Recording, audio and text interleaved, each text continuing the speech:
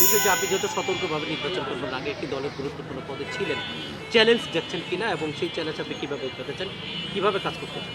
Challenge তো অবশ্যই আছে, নিরাপত্তার চ্যালেঞ্জ আছে। তারপর এই যে একটা বড় অসুবিধার কথা বললাম, স্বতন্ত্র প্রার্থীর জন্য তো নিয়মগুলো ডিফারেন্ট, শুধু ডিফারেন্ট না, অনেক ক্ষেত্রে অসম্ভব করে রাখা হয়েছে। এটা তো সম্ভবই না, আমি ভোটার নাম্বার, যে ভোটার জানে না, আমি তার কাছ থেকে কীভাবে ভোটার নাম্বার নিব।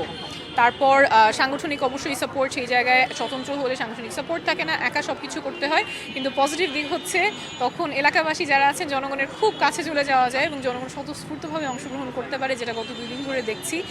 এটা অবশ্যই একটা খুবই পজিটিভ দিক, এবং যেভাবে একদম উজাড় করে সবাই ভালোবাসা দিয়েছেন, দোয়া দিয়েছেন, শুভকামনা দিয়েছেন, এটা আমার জন্য খুবই অর্থবহ হয়ে থাকে। আমরা সকাল থেকে সাধারণ মানুষের সাথে কথা বলছিলাম, আপনার প্রতি তাদের প্রত্যাশা অনেক এবং বলছেন যে আমরা একজন যোগ্য প্রার্থী পেয়েছি। আপনার কাছে তাদের প্রত্যাশা অনেক, নির্বাচিত হলে আপনি সেই প্রত্যাশা কীভাবে করবেন? নির্বাচিত হলে ঠিক যেভাবে আমি রাজনীতি মাঠে এতদিন ছিলাম, যে কথাগুলো বলে এসেছি, স্বচ্ছতার রাজনীতি, জবাবদিহিতার রাজনীতি, আগের মতো অর্থ আর পেশিশক্তির রাজনীতি চলবে না। আমরা জবাবদিহিতার রাজনীতি করতে এসেছি, স্বচ্ছতার রাজনীতি করতে এসেছি, সেটাতেই আমরা লড়াইটা চালিয়ে যাব। একটা কমন কথা আছে, নির্বাচন করতে গেলে লোক লাগে, বাহিনী লাগে, অনেক কিছুই লাগে। আপনি একেবারে সিম্পল পরিবেশে সবাইকে সাথে নিয়ে করছেন, এটা কি আসলে মিথ্যা, নাকি আপনি এটাকে মিথ্যা প্রমাণ করতে চান যে লোক? আপনি তো দেখছেনই, এখানে কাউকে ডেকে আনা হয় নাই, সবাই নিজে থেকেই আসছেন। লোকও আছে, স্বেচ্ছাসেবক আছে, বাহিনী আছে, কিন্তু ওনারা সবাই ভালোবাসা থেকে এসেছেন, একটা আশা থেকে এসেছেন যে বাংলাদেশটা পরিবর্তন হবে এবং আমরা একসাথে সবাই মিলেই বাংলাদেশটা পরিবর্তন করব। সেটা আপনি ডাক্তার, আপনি মূলত স্বাস্থ্যসেবা নিয়ে অনেকদিন ধরে কথা বলছেন। আপনি নির্বাচিত হলে প্রথম কোন দিকটাকে সবচেয়ে বেশি প্রায়োরিটি দেবেন?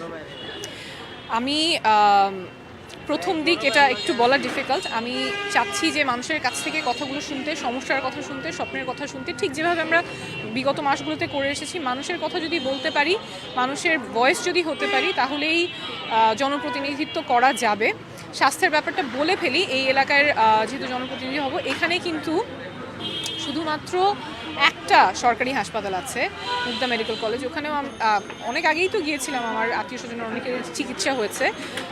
ওখানেও অনেক শর্টকামিংস আছে বিভিন্ন সরকারি হাসপাতালের মতোই, কিন্তু এই এত ঘনবসতিপূর্ণ এলাকার জন্য কিন্তু স্বাস্থ্যসেবা খুবই অপ্রতুল। এবং এখানে কেউ যদি হার্ট অ্যাটাকও করে, মুগদা মেডিকেলে ক্যাথ ল্যাব নাই, অর্থাৎ যার সময় অনুযায়ী চিকিৎসাটা দরকার, খুব জরুরি চিকিৎসা দরকার, তিনি এইখানকার যে মেডিকেল কলেজ আছে সেখানে পাবেন না।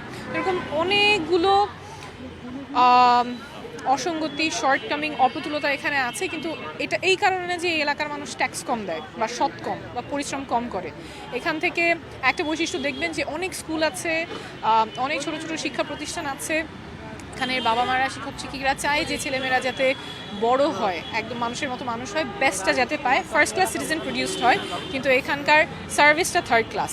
আমরা চাই ঢাকা নয়ের জন্য ফেয়ার ডিল, ঢাকার অন্যান্য অঞ্চলের মতো এর চেয়ে বেশি হওয়া লাগবে না, কিন্তু কমও যাতে না হয়, সমান সমান যাতে হয়। আপনার সংসদীয় আসনের জন্য আপনার কি বলা হচ্ছে, শেষ আপনার যারা ভোটার এই আসনে, তাদের উদ্দেশ্যে কিছু বলা হচ্ছে?